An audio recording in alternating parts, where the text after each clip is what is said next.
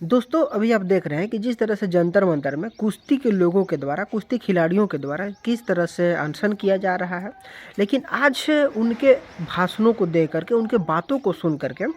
ऐसा लग रहा है ना कि इन लोगों के मन में एक अहम हो गया है कि जो कुश्ती का जो काम है, कुश्ती का जो खेल है, वो सिर्फ इस जाटों की ना बपौती है। क्योंकि ऐसी बोली इन लोगों की दिख रही है कि वो लोग गुमान में बोलते हैं, घमंड में बोलते हैं।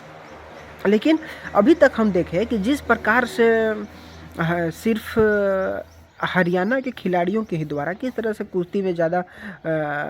भाग लिया जाता है तथा वहीं के ज़्यादा खिलाड़ी होते हैं, ऐसा है। लेकिन जिस प्रकार से आज कुश्ती में अलग अलग देशों से इंटरनेशनल खिलाड़ी में खेलों में ओलंपिक से जिस प्रकार से कुश्ती के लिए मेडल आई है ना, तो इसमें ये जाहिर से बात है कि उसका जो प्रतिनिधित्व कर रहा है, जो भी उसके अध्यक्ष हैं, उसका बहुत ही बड़ा मेहनत रहा होगा तथा वो अपना सारा कुछ न्यौछावर करके पूरा 100% देता होगा कुश्ती में, तब जा कर के ऐसे मेडल आना संभव है अपने देश में। लेकिन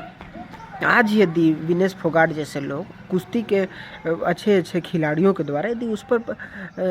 कलंक लगाया जा रहा है तो गलत है। क्योंकि अभी ऐसा लग रहा है कि इन जाटों का जो भी हरियाणा के खिलाड़ी हैं, उनका मकसद है कि भूपेंद्र सिंह को, जो कि उनके ही समाज से आते हैं, वो जाट के ही समाज से आते हैं, तो उन खिलाड़ियों का सीधा सीधा मकसद है कि बृजभूषण सिंह को हटा करके, यानी कि उत्तर प्रदेश के एक सांसद को हरियाणा के जो प्रसिद्ध खेल है और हरियाणा के जो ज़्यादा भागीदारी होते हैं वैसे खिलाड़ियों के लिए उसका अध्यक्ष होना उन लोगों को पच नहीं रहा है, अपच हो जा रहा है। तथा उनका मानना, उनका सोचना है कि किसी तरह से इस व्यक्ति को हटा करके हम इस पद के लिए भूपेंद्र सिंह को लाएं, जो कि हरियाणा के ही जाट के नेता हैं। तो एक चीज़ लग रहा है कि वास्तव में यदि देखा जाए कि ये हरियाणा के जो जितने भी पहलवान हैं उन लोगों में एक अलग ही अहम होता है। क्योंकि देश के तमाम ऐसे राज्य हैं जहाँ से कि ओलंपिक के खिलाड़ी कुश्ती के लिए निकल सकते थे, लेकिन उनका निकलना मुश्किल हो जाता है। क्योंकि हमने पहले देखा है कि गेम चाहे कहीं का भी हो, झारखंड का गेम हो तब भी उसमें हरियाणा के खिलाड़ी होते हैं, उड़ीसा का खेल हो तब भी उसमें हरियाणा के खिलाड़ी होते हैं। अलग अलग जो भी राज्य के गेम हो, जो भी राज्य का प्रतिनिधित्व करता है, उसमें अक्सर हरियाणा के खिलाड़ी होते हैं। तो ऐसा यदि होता रहा तो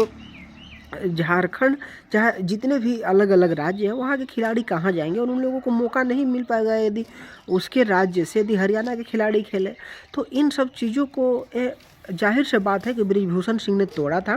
तथा हरियाणा के खिलाड़ियों के लिए वो थोड़ा सा सख्त नियम बनाया था कि यदि हरियाणा के ही खिलाड़ी सब जगह खेलेंगे तो और जगह खिलाड़ी कहाँ जाएंगे। और ये बात सही भी थी, लेकिन उन लोगों को इतनी घमंड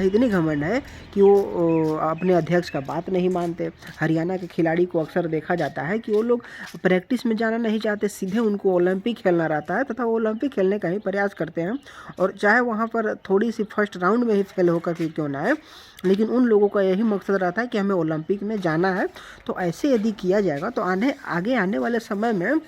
हमारा दूर दूर से मेडल का एक भी रिश्ता नहीं रहेगा तथा हम जो सबसे छोटका वाला जो मेडल होता है ना, वो भी अपने देश के लिए नहीं ला पाएंगे यदि ऐसे ऐसे लोगों को ओलंपिक में भेज दिया जाए। लेकिन इन सब चीज़ों को बृजभूषण सिंह तोड़ने का काम किया था, लेकिन यदि उस पर यौन शोषण का यदि आरोप लगाया जाता है तो ये खिलाड़ियों के लिए बहुत ही दुर्भाग्य बात है, निंदनीय बात है। तथा ऐसे में बेशर्मी बहुत ही बढ़ चुकी है तथा ऐसे में उनको शर्म आनी चाहिए कि हम आखिर कर क्या रहे हैं, जो कि बहुत ही गलत है।